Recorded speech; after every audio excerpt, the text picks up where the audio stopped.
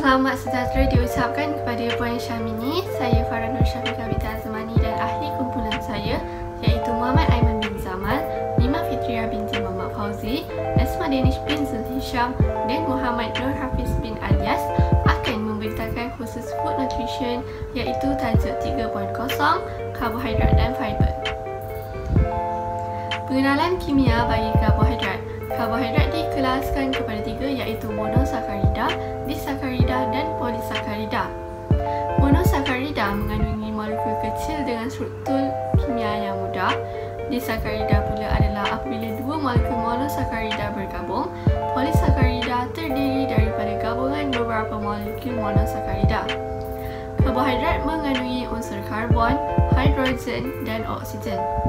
Unit asas bagi karbohidrat adalah glukosa. Selulosa. Selulosa terdiri daripada tumbuhan. Ia tidak boleh dicernakan dan termasuk dalam kumpulan karbohidrat jenis polisakarida. Ia tidak larut air dan selulosa ini mengandungi serat atau fiber yang sangat penting sebagai pelawas dalam sistem perkumuhan tubuh badan. Selulosa merangsang pergerakan peristalsis dalam saluran pencernaan dan boleh mengelakkan sembelit. 3.2 Fungsi karbohidrat. Yang pertama, pembekal utama bagi tenaga dan haba. Jadi karbohidrat ni adalah pembekal utama lah untuk tenaga dan haba. 1 gram karbohidrat bersamaan dengan 4 kalori. Yang kedua, membantu metabolisme protein. Selulosa. Selulosa membantu proses perkumuhan.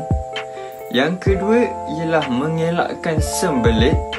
Yang ketiga, merangsang proses peristalsis. So yang peristalsis tu yang tadilah dalam saluran pencernaan yang boleh mengelakkan sembelit. Itulah peristalsis. Sumber keperluan. Apa tu sumber keperluan? Contoh-contoh sumber keperluan ialah seperti yang pertama, cereals atau bahasa Melayunya ialah bijirin, ataupun kita lebih familiar dengan cereal food. Contoh-contohnya Nestle Coco Crunch, Nestle Honey Star, Milo, kalau jagung dan roti. Yang kedua, refined sugar. Apa tu refined sugar? Contoh-contohnya ialah biskut, gula, coklat, ais krim, jam, kek dan minuman bikarbonat. Minuman bikarbonat ni macam Pepsi, Coca-Cola, Fanta, FNN and what else lah.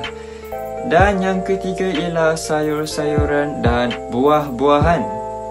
Contoh-contohnya kobis, tomato, salad, orange, pisang, anggur.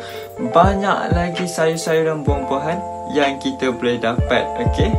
Yang akhir sekali, yang keempat lah, susu dan produk tenusu.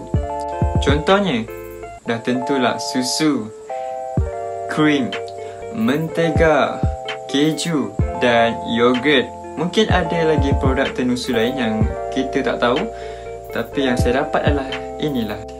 Okey, itulah contoh-contoh sumber keperluan. Kesan dan kekurangan atau kelebihan dan masalah kesihatan. Bagi individu yang mengalami masalah kesihatan seperti kekurangan karbohidrat akan berisiko untuk menjangkiti penyakit hypoglikemia. Hypoglikemia adalah di mana takat gula di dalam darah adalah rendah atau di bawah takat normal. Kondisi ini sering berlaku dan dialami oleh penderita diabetes akibat ubatan-ubatan yang diambil. Seterusnya, bagi individu yang mengalami masalah karbohidrat berlebihan akan menjangkiti penyakit obesiti dan diabetes mellitus. Obesiti adalah satu keadaan di mana berat badan melebihi tahap normal dan menjejaskan kesihatan seseorang, manakala diabetes mellitus adalah di mana penyakit ini juga dikenali sebagai penyakit kencing manis. Seterusnya, saya akan menerangkan tentang fiber. Fiber atau serat merupakan sejenis karbohidrat kompleks yang tidak boleh dihadam di salur pencernaan. Serat membantu menjaga rasa lapar dan kadar gula di dalam darah dengan mengatur penggunaan glukosa dalam badan.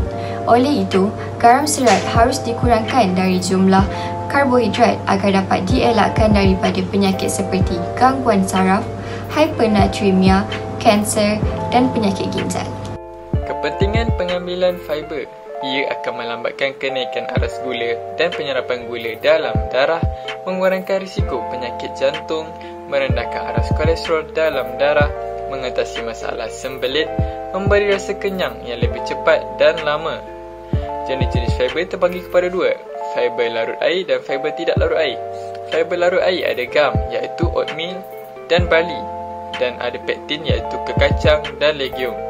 Fiber tidak larut air ada selulos iaitu ubi-ubian dan tepung gandum penuh mil, dan ada hemiselulus iaitu bijirin dan bijirin penuh mil. Ini contoh serat larut air iaitu barley, oats, beans, figs, prunes dan sweet potatoes.